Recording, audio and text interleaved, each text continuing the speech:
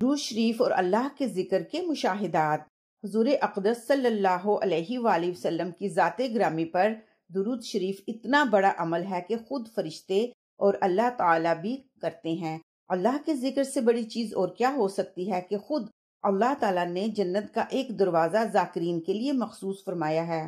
بزرگوں سے کئی دفعہ سنا ہے کہ قیامت کے قریب ایک ایسا زمانہ آئے گا جس میں اللہ والوں کے لیے دنیا میں رہنا ناممکن ہو جائے گا۔ وہ جنگلوں میں چلے جائیں گے، ان کی غذا اللہ کا ذکر ہوگا۔ اس چیز کا خود بھی مشاہدہ کیا اور ہمارے ایک بزرگ نے بھی کیا۔ مولانا محمد اسلم مرحوم کا واقعہ۔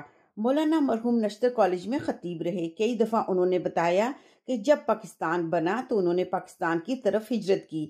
جب ان کا قافلہ امرتسر کے قریب پہنچا تو سکھوں نے حملہ کر کے تقریباً تمام مسلمانوں کو شہید کر دیا۔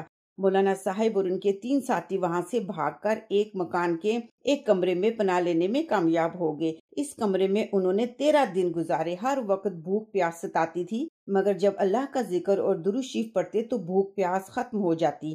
ہر وقت موت کا خطرہ تھا۔ سکھوں نے کئی دفعہ اس مکان کی تلاشی لی، مگر ذکر کی برکت سے وہ کمرے کی طرف متوجہ نہ ہوئے۔ 13 دن بعد جب ہر طرف لاشوں کے گلنے سڑنے سے بدبو پھیل گئی تو چاروں ساتھی وہاں سے نکل کر پاکستان بڑی وقت کے ساتھ داخل ہوئے۔ اس طرح 13 دن انہوں نے بغیر کھائے پیے گزار دیے۔ درود شریف کی ذکر کی برکت سے اللہ تعالیٰ نے ہمیں بچا لیا۔ ذکر اور درود شریف کی برکت سے بھوک اور پیاس کا ختم ہو جانا۔ ایک دفعہ ماہ رمضان میں جماعت کے ساتھ پہاڑوں پر جانا پڑا۔ ایک دن پہاڑوں پر لمبا سفر پیدل کرنا تھا۔ صبح کی نماز کے بعد سامان سر پر اٹھا کر پیدل چل دیے۔ دوسری پہاڑی وہاں سے 10 میل دور تھی۔ پہاڑ خشک تھا اور دھوپ بہت تیز تھی۔ صبح 9 بجے تک کچھ فاصلہ طے ہوا تھا کہ تمام ساتھیوں کو پیاس نے پریشان کر دیا۔ چلنا محال ہو گیا۔ جماعت کے امیر صاحب نے کہا، امیر صاحب کے ساتھ تو اللہ کی مدد ہوتی ہے۔ اس نے ہم سب کو بٹھا کر ذکر اور درود شریف کی ترغیب دی اور قریب قیامت کا حال سنایا۔ تو جب ہم نے ذکر شروع کیا تو کمزوری جاتی رہی، پیاس ختم ہو گئی اور ساری جماعت تازہ دم ہو کر چل پڑی۔ اسی طرح ہم نے ذکر اذکار سے شام 5 بجے تک کا سفر جاری رکھا۔ جب منزل مقصود پر پہنچے وہاں ٹھنڈے پانی کا چشمہ پا کر جان میں جان آئی۔ افطاری ہم نے اسی ٹھنڈے پانی سے کی۔ الحمدللہ۔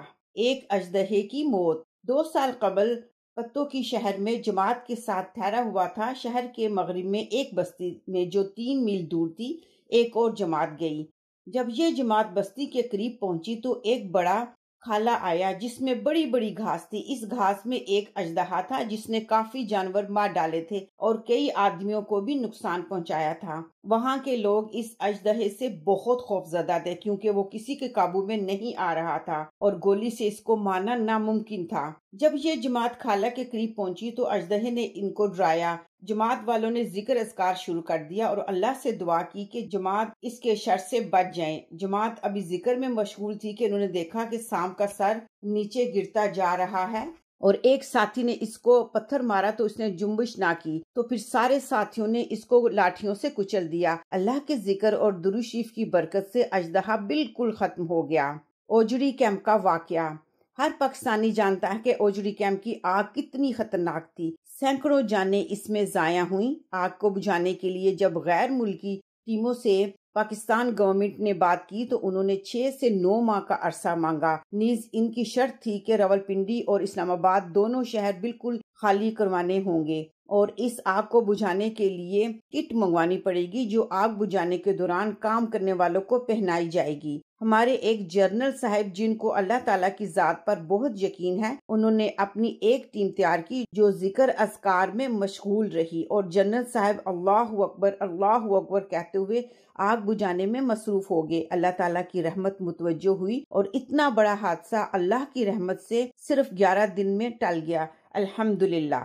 آیت الکرسی کی برکت سے جن کے حملے سے بچاؤ۔ کئی دفعہ سنا ہے کہ چوروں سے بچاؤ کے لیے اور جن کے شر سے محفوظ رکھنے کے لیے آیت الکرسی بہت ہی مفید ہے۔ جب میں سعودی عرب میں سروس کر رہا تھا تو رہائش کے لیے 2 منزلہ فلیٹ نما گھر ملا جو کافی مدت سے خالی پڑا تھا، بالکل نیا تھا اور بڑی سڑک پر واقع تھا۔